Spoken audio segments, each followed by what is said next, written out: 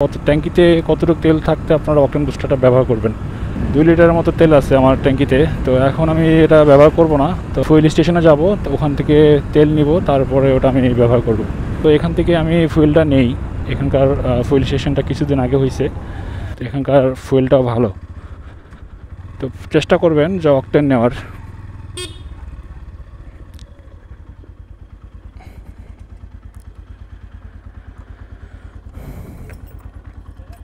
ভাই ফুল করেন তো। হ্যাঁ হ্যাঁ,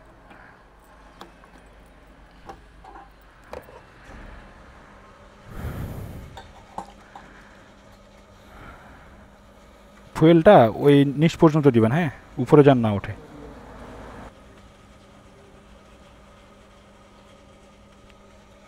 দাঁড়ান দাঁড়ান, আস্তে আস্তে দেন। হয়েছে হয়েছে, আর না না, বেশি দিলে ভাই নষ্ট হবে, আর বেশি দিলে ওই ভিতরে গ্যাস হবে। 1300 ফুল করেন, হবে? ব্যাস দে। তো এটা হচ্ছে RX অকটেন বুস্টার। তো এখানে লেখা আছে দেখেন যে 10 থেকে 15 লিটারের ভিতরে এটা ব্যবহার করতে হবে। আর এটা হচ্ছে আপনার 100 ml একটা বোতল। আর এটার নাম হচ্ছে RX এক্সট্রিম, এই যে বুস্টার অ্যান্ড কার্বন ক্লিনার। আর এখানে লেখা আছে যে ফর মোটর বাইক অ্যান্ড কার। তো আমি এর আগে NX-টা ইউজ করছি, তার তো এইভাবে এরকম সিল করা থাকবে। এটা আস্তে করে এখন এটা পুরোটা ঢেলে দিতে হবে। এই আল্লাহ, বাইরেই পড়লো।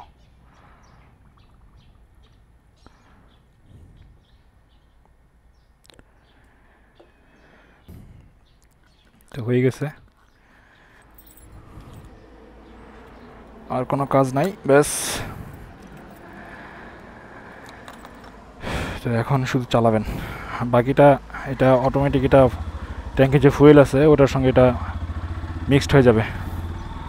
অকটেন বুস্টার ব্যবহার করলে এটা কোনো উপকার আছে কি না, তো বুস্টার এবং কার্বন ক্লিনার, তো দেখা গেছে যে বাংলাদেশের আমাদের যেসব পাম্প আছে, তো পাম্পগুলোতে মোটামুটি তেলের একটু ভেজাল থাকেই, সবগুলোতেই ভেজাল থাকে।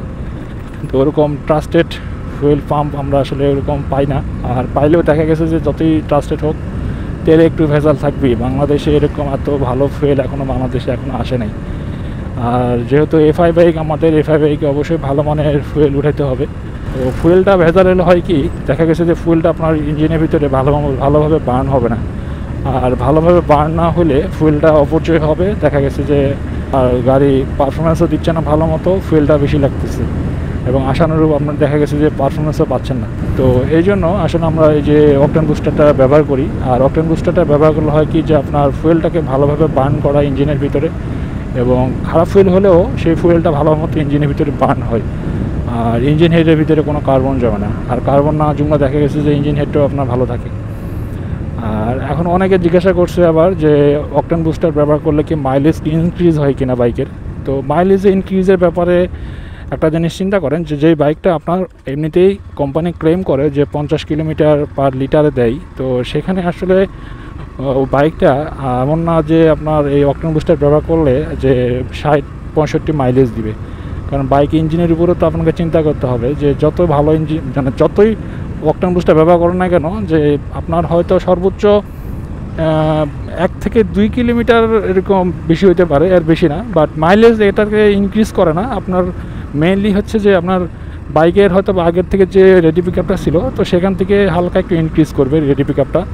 কারণ যেহেতু ফুয়েলটা ভালো মতো পাচ্ছে, ফুয়েলটা ভালো মতো বার্ন হবে। আর ইঞ্জিনের ভিতরে ফুয়েলটা বার্ন হলে কিন্তু বাইকের ইঞ্জিনটা দেখা গেছে যে আপনার রেডি পিক আপটা ভালো দিবে। তা না হলে অনেক সময় দেখা গেছে যে ফুয়েলের ভিতরে যদি একটু ভেজাল থাকে, তা ওই রেডি পিক আপ করার সময় একটু দেখেন যে বাইক কিন্তু একটু ধাক্কাধাক্কি করে, তো এই ধাক্কাধাক্কিটা থাকবে না, এটা স্মুথলি দেখা গেছে যে আপনার পিক আপটা স্মুথলি উঠবে। তো এই হচ্ছে বিষয়। আর এছাড়া তেমন আর কোনো উপকার নাই। তো মেইনলি যে উপকারটা সেটা হচ্ছে বাইকের কার্বনটা ক্লিন করে, ইঞ্জিন হেডের যে কার্বনটা, এই কার্বনটা নিঃসরণ করে। তারপরেও যদি কিছু জানার থাকে অবশ্যই আমার কমেন্টে বলবেন, আমি নেক্সট কোনো ভিডিওতে আমি এটা ক্লিয়ার করবো।